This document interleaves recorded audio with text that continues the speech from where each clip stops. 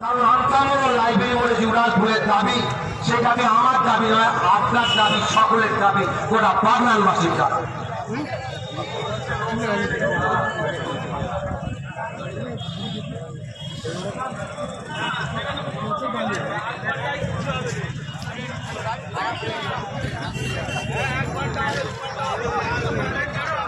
আমরা যে অবরোধ করব, আপনারা রাস্তাটা এখন পারাপার করতে দেবেন না, অবরোধকারীদের উদ্দেশ্য হচ্ছে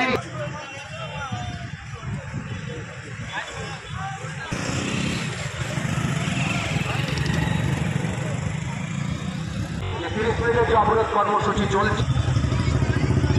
প্রত্যেক অবরোধকারীদের প্রতি আমার একটা অনুরোধ, আমাদের আন্দোলনে সামিল ছিলেন, এখনো আছেন, ওনার কাছ থেকে আমরা অনেক সাহায্য পেয়েছি। উনি আইনি লড়াই যেগুলো দিক আছেন সেই দিকগুলি উনি দেখছেন। ইতিমধ্যে উনি আমাদের যে সংশ্লিষ্ট মন্ত্রী আছেন উনি নিজের উদ্যোগ নিয়ে দিল্লিতে চিঠি পাঠিয়েছেন যে এনএইচ কর্তৃপক্ষের যে উদাসীনতা, কেন্দ্রীয় সরকারকে চিঠি পাঠিয়েছেন যে অবিলম্বে আমতা মোড় লাইব্রেরি মোড়ে দুটো উড়ালপুল নির্মাণ করতে হবে। বিধায়ক, আমাদের প্রিয় বিধায়কের নির্দেশে আমরা যারা আছি এখানে, আজকের অবরোধ হচ্ছে আমরা 23শে জুলাই, গত 2023 সালের 27শে জুলাই আমরা একটা অবরোধে সামিল হয়েছিলাম যে NHAI দীর্ঘদিনের যে এই যে বঞ্চনা, ঠিক আছে, আমাদের যে দাবি এখানে হচ্ছে লাইব্রেরি মোড় এবং আমতা মোড়ে উড়ালপুল তৈরির দাবি। সেই উড়ালপুল দীর্ঘদিন ধরে তৈরি হচ্ছে না, তার প্রতিবাদে আমরা আজকে সামিল হয়েছি। সামনের দিনে কি ভাবছেন? সামনের দিনে আমরা হাইকোর্টে যাচ্ছি। আমরা NHAI যদি না কোনো ব্যবস্থা নেয়, আমরা ইতিমধ্যেই হাইকোর্টে গিয়ে কথা বলে এসেছি, জনস্বার্থ মামলা করছি।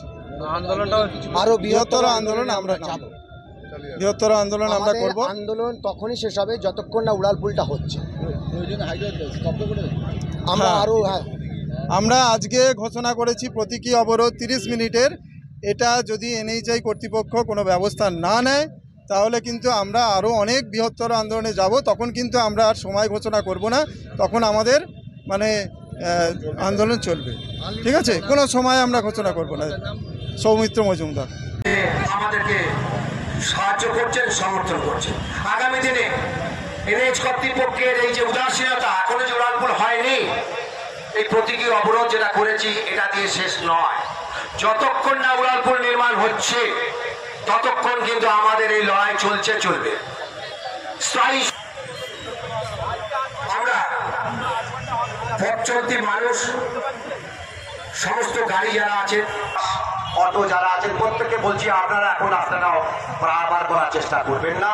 30 মিনিট আমাদের লড়াই চলছে।